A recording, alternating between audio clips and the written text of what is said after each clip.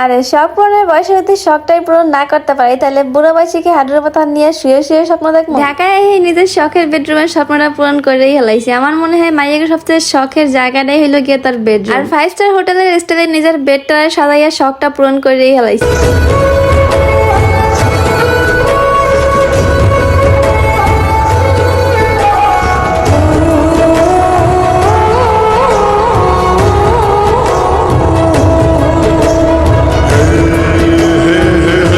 ঢাকায় আমার প্রায় 1 মাস হয়ে যাওয়ার পরে কিন্তু এখন পর্যন্ত আমি আমার রুম গুছানোর কোনো ভিডিও আপলোড দিতে পারি না, কারণ নিজের প্রাণ প্রিয় শহর জন্মস্থান ছাইড়া যাওয়ার যে দুঃখ আমি মনে পাইছি তাহার শোক প্রকাশ করতে করতেই গত 1 মাস আমার কেটে গেছে। চাইলে কি সবকিছু এত সহজে ভোলা যায়? শেষ মাস ভাবলাম যে না, অনেক হয়েছে দুঃখ প্রকাশ, এখন একটু নিজের পরিবর্তন করা দরকার, সবকিছু একটু গুছানো দরকার। সুখ দুঃখ কষ্ট এগুলো সবকিছু নিয়েই তো আমাকে মানুষের জীবন। বাই দ্য ওয়ে, আমি যখন একটু হাজুগুজু করি তখন আমার রুমের অবস্থা এই রুমেই থাকে আর কি। আর